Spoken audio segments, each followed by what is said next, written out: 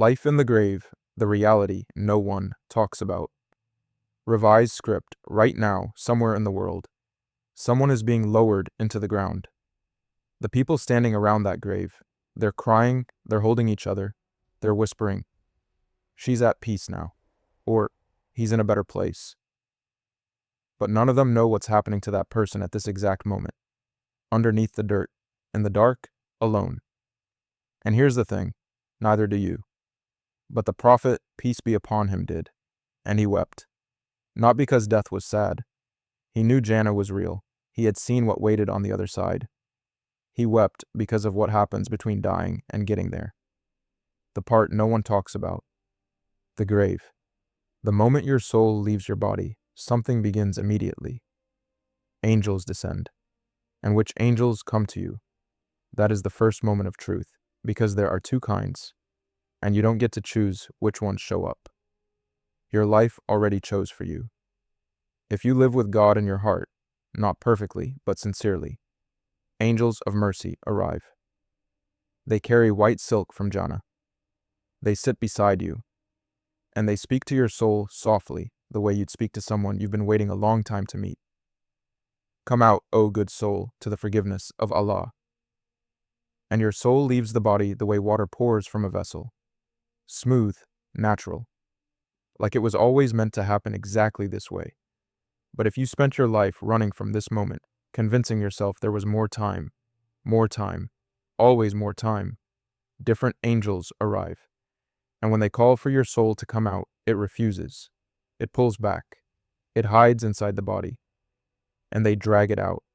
The Prophet, peace be upon him, described it, like a skewer being ripped through wet wool. That's not poetry. That's not symbolism. That is a direct description from the man who was shown the unseen. Then comes the burial. Your body is washed, wrapped in white. People carry you on their shoulders. Maybe 100 people. Maybe 10.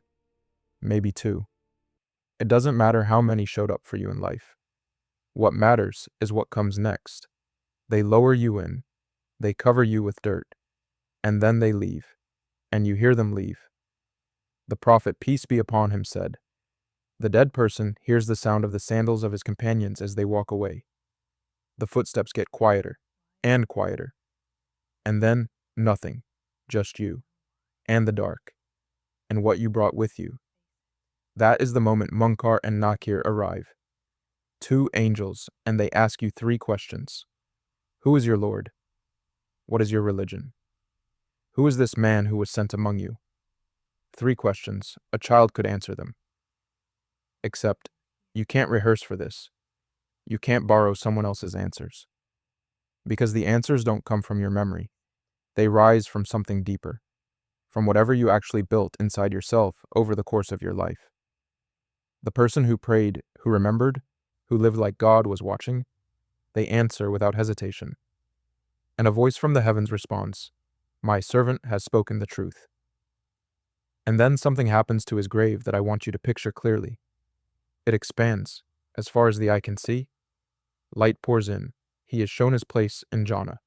And he sleeps, the Prophet, peace be upon him, said, like a groom on his wedding night, completely, utterly at peace. In the grave. Peace. In the grave. But the one who kept saying later, I'll figure it out later, he sits there. The angels ask, and the words just aren't there.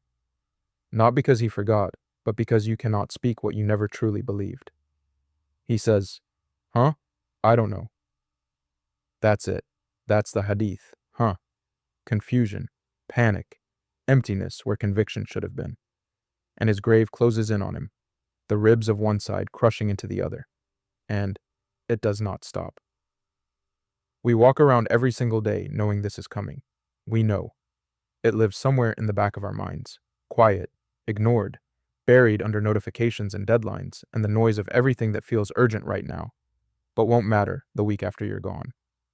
The Prophet, peace be upon him, called death the destroyer of pleasures, and he told us to remember it, often, not to make us miserable, not to take joy out of life, but because forgetting it is exactly how you end up unprepared for it. The grave doesn't negotiate. It doesn't look at your resume. It doesn't care about your reputation, your following, your net worth, your plans. The grave asks one question underneath all three questions. Who were you when no one was watching? There's something about the Prophet, peace be upon him, that I keep coming back to. He was guaranteed Jannah, personally guaranteed by Allah. And yet, every single day, he would say, O Allah, I seek refuge in you from the punishment of the grave. Every day, multiple times, the man with the guaranteed ticket still asked for protection, not out of doubt, out of awareness, out of understanding exactly what the grave is and refusing to be casual about it.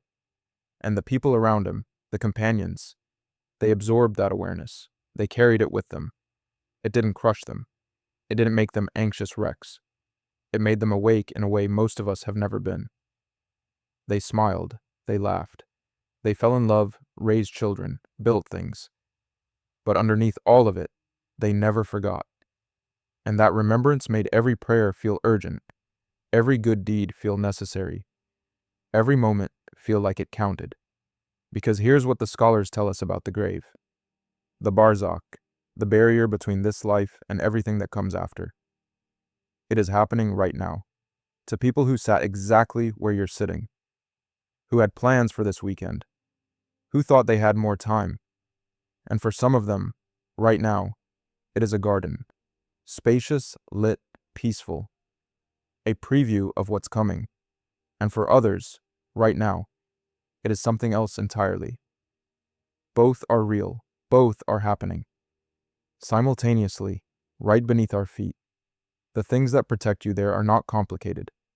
The Prophet, peace be upon him, made sure of that, because he wanted us to make it. He loved his ummah too much to hide the map. Consistent prayer. Not perfect. Consistent. The prayer that shows up even on the hard days. The words, La ilaha illallah, not just on your tongue, but threaded through how you actually lived. Surah Mulk, 67 verses. The Prophet said it argues for the person in the grave, that it intercedes.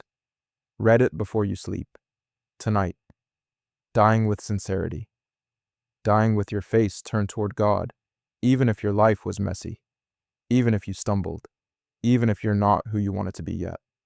The grave is not only for the saints, it's for all of us. He visited a grave once. We don't know whose it was, just someone buried in the ground, a stranger. He stood over it for a long time.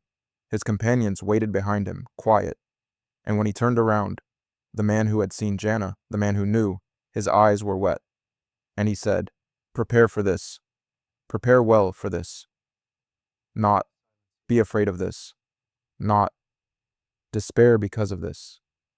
Prepare. Because the grave is not the end of your story. It's the corridor to it.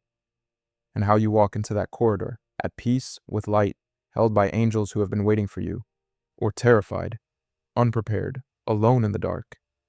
That is decided here, in this life, in the ordinary moments, in the prayers you kept and the ones you let go, in the person you chose to be when no one was looking. The grave is patient. It has been waiting for every person who ever lived, and it is waiting for you. The only question that matters right now is what will it find when you arrive?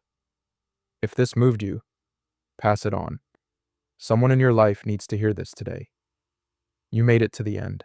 That says something. If this resonated, subscribe so you don't miss the next one.